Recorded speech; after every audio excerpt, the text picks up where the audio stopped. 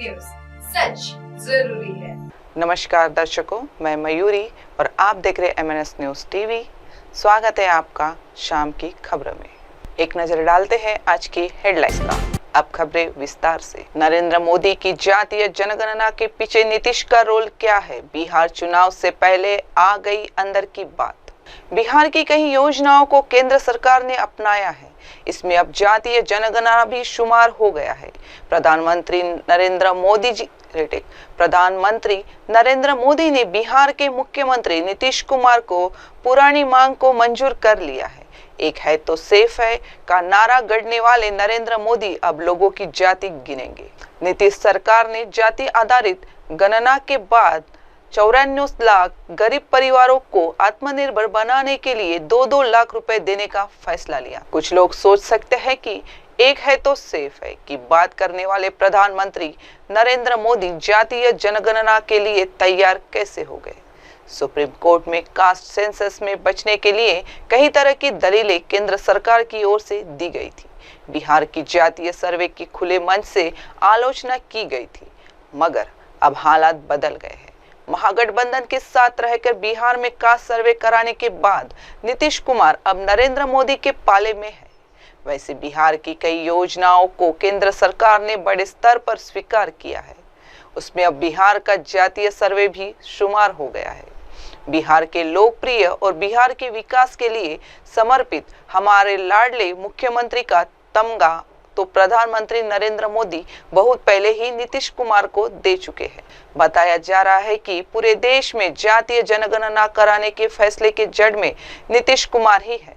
उनकी पुरानी मांग को नरेंद्र मोदी सरकार स्वीकार करने के साथ उसे जमीन पर उतारने की कोशिश भी शुरू कर दी है। कास्ट के सेंसस के लिए मिशन के तौर पर काम करने का क्रेडिट नीतीश कुमार को ही जाता है। इसके बाद सभी पार्टियों के नेताओं को लेकर दिल्ली गए, वहां प्रधानमंत्री नरेंद्र मोदी से मिले। फाइनली बिहार में कास्ट सर्वे हो गया, उसके डेटा भी सार्वजनिक कर दिए गए हैं। इसके बाद 65% आरक्षण भी नीतीश सरकार ने बिहार में लागू कर दी। फिर बाद में सुप्रीम कोर्ट ने इस पर रोक लगा दी, मगर गरीबों के जो डेटा मिले उस पर नीतीश सरकार काम कर रही है।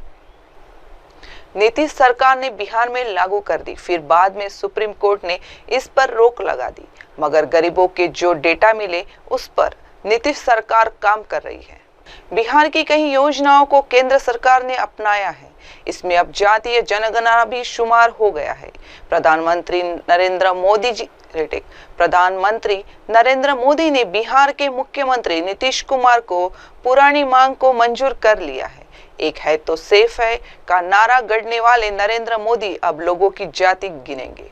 नीतीश सरकार ने जाति आधारित गणना के बाद 94 लाख गरीब परिवारों को आत्मनिर्भर बनाने के लिए 2-2 लाख रुपए देने का फैसला लिया। कुछ लोग सोच सकते हैं कि एक है तो सेफ है की बात करने वाले प्रधानमंत्री नरेंद्र मोदी जातीय जनगणना के लिए तैयार कैसे हो गए? सुप्रीम कोर्ट में कास्ट सेंसस में बचने के लिए कई तरह की दलीलें केंद्र सरकार की ओर से दी गई थी। बिहार की जातीय सर्वे की खुले मन से आलोचना की गई थी, मगर अब हालात बदल गए हैं। महागठबंधन के साथ रहकर बिहार में कास्ट सर्वे कराने के बाद नीतीश कुमार अब नरेंद्र मोदी के पाले में है। वैसे बिहार की कई योजनाओं को केंद्र सरकार ने बड़े स्तर पर स्वीकार किया है, उसमें अब बिहार का जातीय सर्वे भी शुमार हो गया है।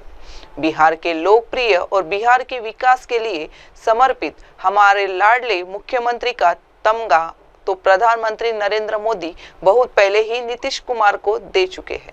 बताया जा रहा है कि पूरे देश में जातीय जनगणना कराने के फैसले के जड़ में नीतीश कुमार ही है। उनकी पुरानी मांग को नरेंद्र मोदी सरकार स्वीकार करने के साथ उसे जमीन पर उतारने की कोशिश भी शुरू कर दी है। कास्ट के सेंसस के लिए मिशन के तौर पर काम करने का क्रेडिट नीतीश कुमार को ही जाता है। इसके बाद सभी पार्टियों के नेताओं को लेकर दिल्ली गए, वहां प्रधानमंत्री नरेंद्र मोदी से मिले। फाइनली बिहार में कास्ट सर्वे हो गया, उसके डेटा भी सार्वजनिक कर दिए गए हैं। इसके बाद 65% आरक्षण भी नीतीश सरकार ने बिहार में लागू कर दी।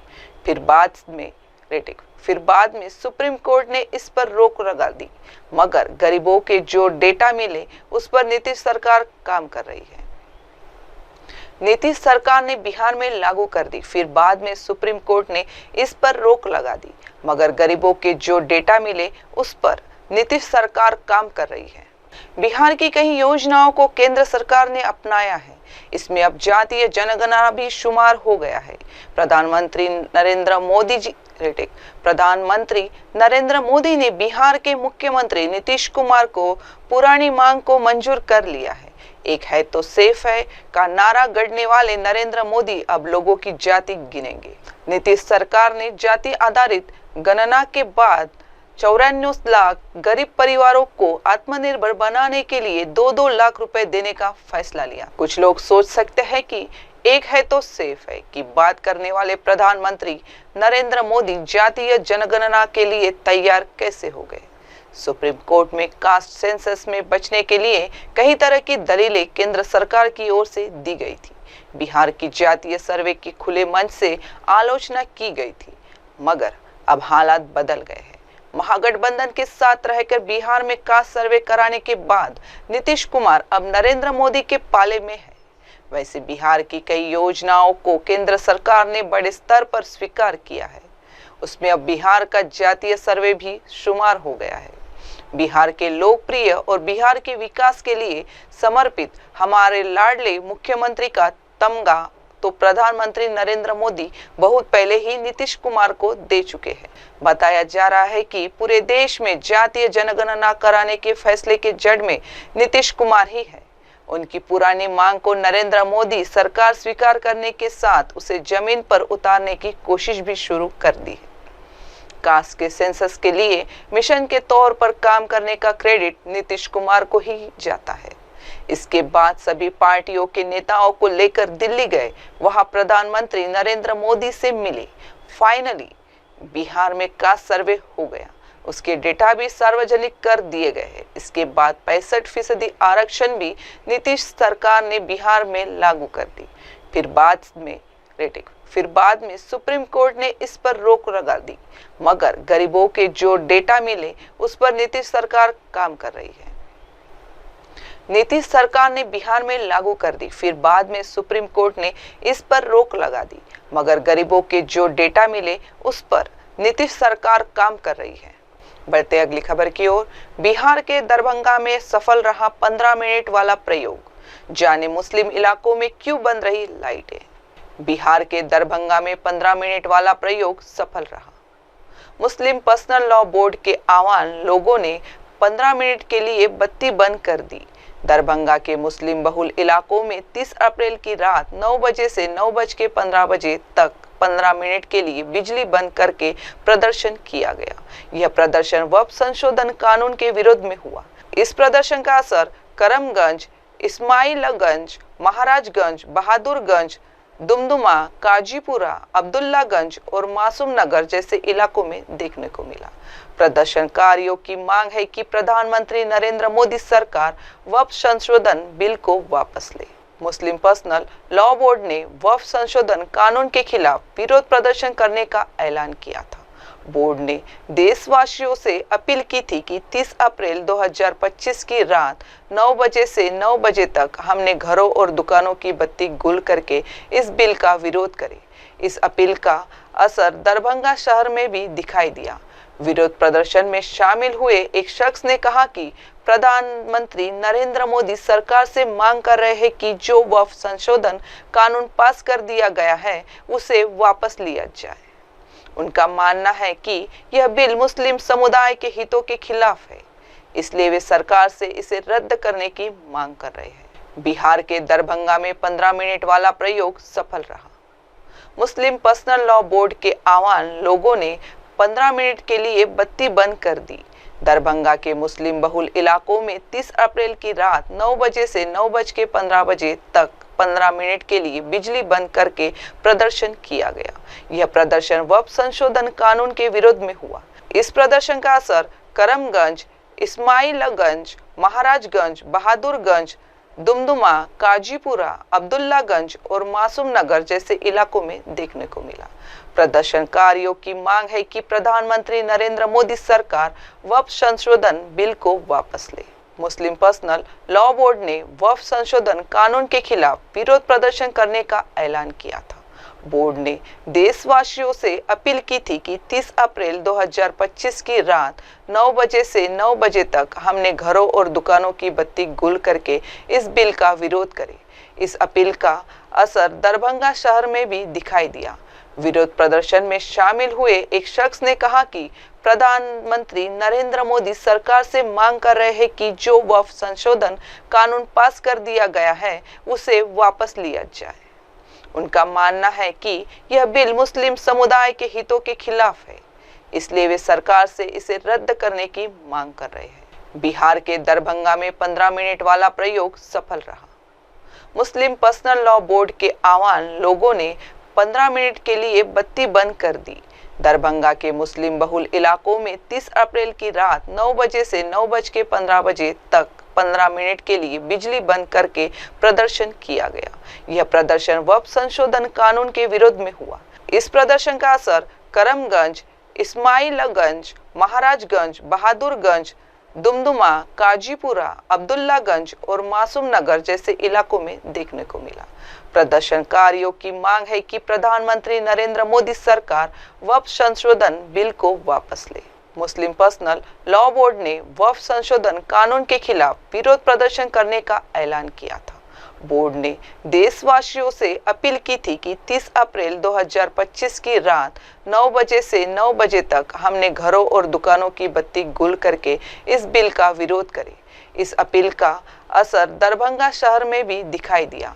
विरोध प्रदर्शन में शामिल हुए एक शख्स ने कहा कि प्रधानमंत्री नरेंद्र मोदी सरकार से मांग कर रहे हैं कि जो वक्फ संशोधन कानून पास कर दिया गया है उसे वापस लिया जाए। उनका मानना है कि यह बिल मुस्लिम समुदाय के हितों के खिलाफ है, इसलिए वे सरकार से इसे रद्द करने की मांग कर रहे हैं। बढ़ते हैं अगली खबर की ओर। छत्तीसगढ़ में बड़ा प्रशासनीय फेरबदल, 4 सीनियर IAS अधिकारियों के ट्रांसफर देके नई लिस्ट। छत्तीसगढ़ सरकार ने बुधवार को प्रशासनीय फेरबदल करते हुए 4 सीनियर IAS अधिकारियों का ट्रांसफर किया। इसमें यशवंत कुमार को नया मुख्य निर्वाचन पदाधिकारी बनाया गया है। छत्तीसगढ़ में बुधवार शाम एक बार फिर प्रशासनीय सर्जरी हुई है। इस बार राज्य सरकार ने 4 सीनियर IAS अधिकारियों का तबादला करते हुए उनके कार्यस्थल बदले हैं। इनमें सबसे अहम बदलाव मुख्य निर्वाचन पदाधिकारी के पद पर देखने को मिला, जहां IAS यशवंत कुमार को नई जिम्मेदारी सौंपी गई है। वहीं अब तक इस पद पर तैनात रही IAS रीना बाबा साहेब कंगाले की मंत्रालय में वापसी हो गई है। आइए जानते हैं किस अफसर को कहां भेजा है। सामान्य प्रशासन विभाग द्वारा जारी आदेश के मुताबिक रीना कंगाले को अब सचिव खाद्य नागरिक आपूर्ति या उपभोक्ता संरक्षण विभाग में नियुक्त किया गया है। वहीं सचिव परिवहन विभाग का काम देख रहे IAS S प्रकाश को अब संसदीय कार्य विभाग का भी अतिरिक्त प्रभार दिया गया है। इस बदलाव में ग्रामोद्योग विभाग की जिम्मेदारी भी नए अधिकारी को सौंपी गई है। नए मुख्य निर्वाचन पदाधिकारी बनाए गए यशवंत कुमार पहले ग्रामोद्योग विभाग, खादी ग्रामोद्योग बोर्ड और हथकरघा विकास संघ जैसी कई जिम्मेदारियां संभाल रहे थे। अब ये पद IAS श्यामलाल धावड़े को सौंपे गए। छत्तीसगढ़ सरकार ने बुधवार को प्रशासनीय फेरबदल करते हुए 4 सीनियर IAS अधिकारियों का ट्रांसफर किया। इसमें यशवंत कुमार को नया मुख्य निर्वाचन पदाधिकारी बनाया गया है। छत्तीसगढ़ में बुधवार शाम एक बार फिर प्रशासनीय सर्जरी हुई है। इस बार राज्य सरकार ने 4 सीनियर IAS अधिकारियों का तबादला करते हुए उनके कार्यस्थल बदले हैं। इनमें सबसे अहम बदलाव मुख्य निर्वाचन पदाधिकारी के पद पर देखने को मिला, जहां IAS यशवंत कुमार को नई जिम्मेदारी सौंपी गई है। वहीं अब तक इस पद पर तैनात रही IAS रीना बाबा साहेब कंगाले की मंत्रालय में वापसी हो गई है। आइए जानते हैं किस अफसर को कहां भेजा है। सामान्य प्रशासन विभाग द्वारा जारी आदेश के मुताबिक रीना कंगाले को अब सचिव खाद्य नागरिक आपूर्ति व उपभोक्ता संरक्षण विभाग में नियुक्त किया गया है। वहीं सचिव परिवहन विभाग का काम देख रहे IAS एस प्रकाश को अब संसदीय कार्य विभाग का भी अतिरिक्त प्रभार दिया गया है। इस बदलाव में ग्रामोद्योग विभाग की जिम्मेदारी भी नए अधिकारी को सौंपी गई है। नए मुख्य निर्वाचन पदाधिकारी बनाए गए यशवंत कुमार पहले ग्रामोद्योग विभाग, खादी ग्रामोद्योग बोर्ड और हथकरघा विकास संघ जैसी कई जिम्मेदारियां संभाल रहे थे। अब ये पद IAS श्यामलाल धावड़े को सौंपे गए। छत्तीसगढ़ सरकार ने बुधवार को प्रशासनीय फेरबदल करते हुए 4 सीनियर IAS अधिकारियों का ट्रांसफर किया। इसमें यशवंत कुमार को नया मुख्य निर्वाचन पदाधिकारी बनाया गया है। छत्तीसगढ़ में बुधवार शाम एक बार फिर प्रशासनीय सर्जरी हुई है। इस बार राज्य सरकार ने 4 सीनियर IAS अधिकारियों का तबादला करते हुए उनके कार्यस्थल बदले हैं। इनमें सबसे अहम बदलाव मुख्य निर्वाचन पदाधिकारी के पद पर देखने को मिला, जहां IAS यशवंत कुमार को नई जिम्मेदारी सौंपी गई है। वहीं अब तक इस पद पर तैनात रही IAS रीना बाबा साहेब कंगाले की मंत्रालय में वापसी हो गई है। आइए जानते हैं किस अफसर को कहां भेजा है। सामान्य प्रशासन विभाग द्वारा जारी आदेश के मुताबिक रीना कंगाले को अब सचिव खाद्य नागरिक आपूर्ति व उपभोक्ता संरक्षण विभाग में नियुक्त किया गया है। वहीं सचिव परिवहन विभाग का काम देख रहे IAS एस प्रकाश को अब संसदीय कार्य विभाग का भी अतिरिक्त प्रभार दिया गया है। इस बदलाव में ग्रामोद्योग विभाग की जिम्मेदारी भी नए अधिकारी को सौंपी गई है। नए मुख्य निर्वाचन पदाधिकारी बनाए गए यशवंत कुमार पहले ग्रामोद्योग विभाग, खादी ग्रामोद्योग बोर्ड और हथकरघा विकास संघ जैसी कई जिम्मेदारियां संभाल रहे थे। अब ये पद IAS श्यामलाल धावड़े को सौंपे गए। बढ़ते हैं अगली खबर की ओर।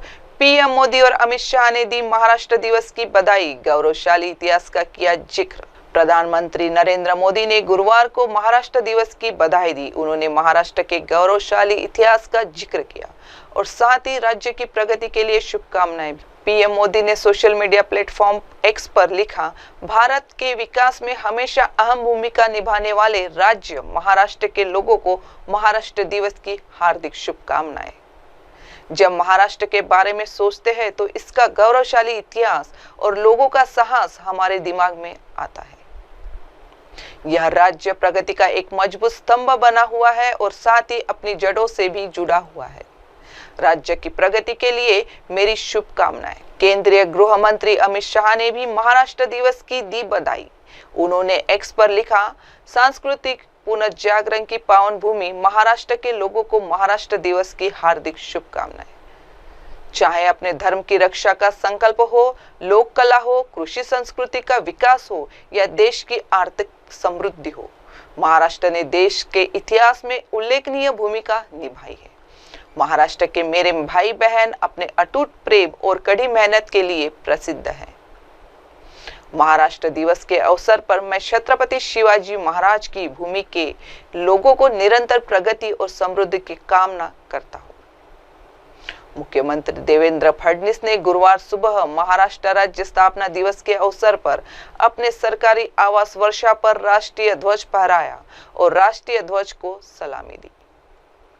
साथ ही महाराष्ट्र के डिप्टी CM और NCP प्रमुख अजित पवार ने महाराष्ट्र दिवस की बधाई दी। प्रधानमंत्री नरेंद्र मोदी ने गुरुवार को महाराष्ट्र दिवस की बधाई दी। उन्होंने महाराष्ट्र के गौरवशाली इतिहास का जिक्र किया और साथ ही राज्य की प्रगति के लिए शुभकामनाएं भी। PM मोदी ने सोशल मीडिया प्लेटफॉर्म X पर लिखा, भारत के विकास में हमेशा अहम भूमिका निभाने वाले राज्य महाराष्ट्र के लोगों को महाराष्ट्र दिवस की हार्दिक शुभकामनाएं। जब महाराष्ट्र के बारे में सोचते हैं तो इसका गौरवशाली इतिहास और लोगों का साहस हमारे दिमाग में आता है। यह राज्य प्रगति का एक मजबूत स्तंभ बना हुआ है और साथ ही अपनी जड़ों से भी जुड़ा हुआ है। राज्य की प्रगति के लिए मेरी शुभकामनाएं। केंद्रीय गृह मंत्री अमित शाह ने भी महाराष्ट्र दिवस की दी बधाई। उन्होंने X पर लिखा, सांस्कृतिक पुनर्जागरण की पावन भूमि महाराष्ट्र के लोगों को महाराष्ट्र दिवस की हार्दिक शुभकामनाएं। चाहे अपने धर्म की रक्षा का संकल्प हो, लोक कला हो, कृषि संस्कृति का विकास हो या देश की आर्थिक समृद्धि हो, महाराष्ट्र ने देश के इतिहास में उल्लेखनीय भूमिका निभाई है। महाराष्ट्र के मेरे भाई बहन अपने अटूट प्रेम और कड़ी मेहनत के लिए प्रसिद्ध हैं। महाराष्ट्र दिवस के अवसर पर मैं छत्रपति शिवाजी महाराज की भूमि के लोगों को निरंतर प्रगति और समृद्धि की कामना करता हूँ। मुख्यमंत्री देवेंद्र फडणवीस ने गुरुवार सुबह महाराष्ट्र राज्य स्थापना दिवस के अवसर पर अपने सरकारी आवास वर्षा पर राष्ट्रीय ध्वज फहराया और राष्ट्रीय ध्वज को सलामी दी। साथ ही महाराष्ट्र के डिप्टी सीएम और एनसीपी प्रमुख अजित पवार ने महाराष्ट्र दिवस की बधाई दी। प्रधानमंत्री नरेंद्र मोदी ने गुरुवार को महाराष्ट्र दिवस की बधाई दी। उन्होंने महाराष्ट्र के गौरवशाली इतिहास का जिक्र किया और साथ ही राज्य की प्रगति के लिए शुभकामनाएं। पीएम मोदी ने सोशल मीडिया प्लेटफॉर्म एक्स पर लिखा, भारत के विकास में हमेशा अहम भूमिका निभाने वाले राज्य महाराष्ट्र के लोगों को महाराष्ट्र दिवस की हार्दिक शुभकामनाएं।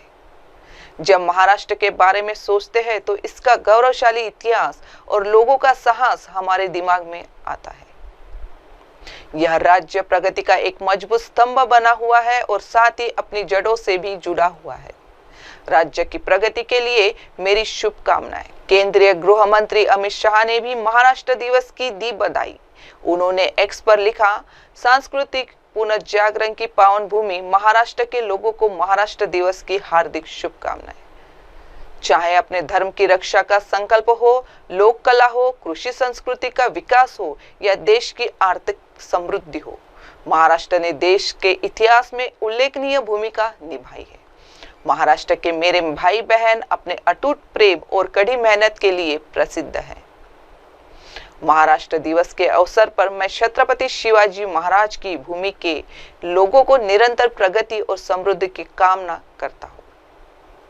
मुख्यमंत्री देवेंद्र फडणवीस ने गुरुवार सुबह महाराष्ट्र राज्य स्थापना दिवस के अवसर पर अपने सरकारी आवास वर्षा पर राष्ट्रीय ध्वज फहराया और राष्ट्रीय ध्वज को सलामी दी।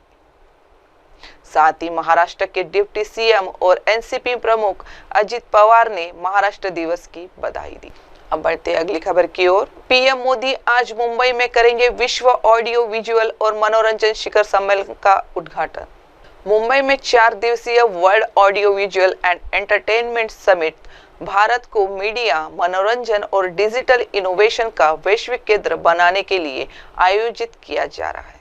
इसकी theme connecting creators connecting countries पर आधारित है, जिसमें दुनिया भर के क्रिएटर्स, स्टार्टअप्स, उद्योग जगत के लीडर और नीति निर्माताओं को एक साथ लाया जाए। वे उसमें film, OTT, gaming, comics, digital media, AI, AVGC, XR और ब्रॉडकास्टिंग जैसे क्षेत्र शामिल होंगे। वेव्स का लक्ष्य 2029 तक $50 बिलियन का बाजार खोलना है। यह पहली बार ग्लोबल मीडिया डायलॉग की मेजबानी करेगा, जिसमेम 25 देशों के मंत्री शामिल होंगे। इस समिट में वेव्स बाजार नाम का एक ग्लोबल ऑनलाइन मार्केट प्लेस होगा। इसमें 6100 से अधिक खरीदार, 5200 विक्रेता और 2100 प्रोजेक्ट शामिल हो। इसका मकसद खरीदारों और विक्रेताओं को स्थानीय तथा वैश्विक स्तर पर जोड़ना और व्यापार व नेटवर्किंग के ढेर सारे मौके देना है। आजादी के बाद से अब तक देश में जितनी बार भी जनगणना हुई, उसमें जातियों की गणना नहीं की गई। जनगणना का विषय संविधान के अनुच्छेद 246 की केंद्रीय सूची की क्रम संख्या 69 पर अंकित है और यह केंद्र का विषय है। हालांकि कई राज्यों ने सर्वे के माध्यम से जातियों की जनगणना की है, जहां कुछ राज्यों में यह कार्य मुंबई में 4 दिवसीय world audio visual and entertainment summit Bharat को मीडिया, मनोरंजन और डिजिटल इनोवेशन का वैश्विक केंद्र बनाने के लिए आयोजित किया जा रहा है। इसकी theme connecting creators connecting countries पर आधारित है, जिसमें दुनिया भर के क्रिएटर्स, स्टार्टअप्स, उद्योग जगत के लीडर और नीति निर्माताओं को एक साथ लाया जाए। वे उसमें film, OTT, gaming, comics, digital media, AI, AVGC, XR और ब्रॉडकास्टिंग जैसे क्षेत्र शामिल होंगे। वेव्स का लक्ष्य 2029 तक $50 बिलियन का बाजार खोलना है। यह पहली बार ग्लोबल मीडिया डायलॉग की मेजबानी करेगा, जिसमें 25 देशों के मंत्री शामिल होंगे। इस समिट में वेव्स बाजार नाम का एक ग्लोबल ऑनलाइन मार्केट प्लेस होगा।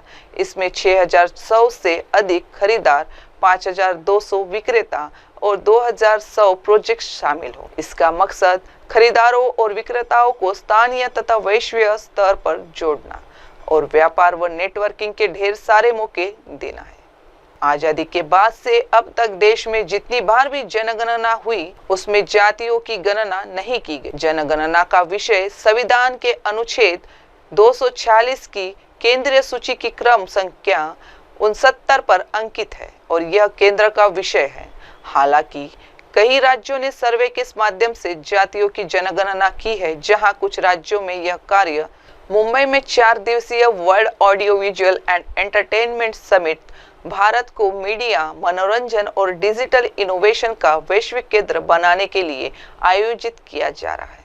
इसकी theme connecting creators, connecting countries पर आधारित है, जिसमें दुनिया भर के क्रिएटर्स, स्टार्टअप्स, उद्योग जगत के लीडर और नीति निर्माताओं को एक साथ लाया जाए। वे उसमें film, OTT, gaming, comics, digital media, AI, AVGC, XR और ब्रॉडकास्टिंग जैसे क्षेत्र शामिल होंगे। वेव्स का लक्ष्य 2029 तक $50 बिलियन का बाजार खोलना है।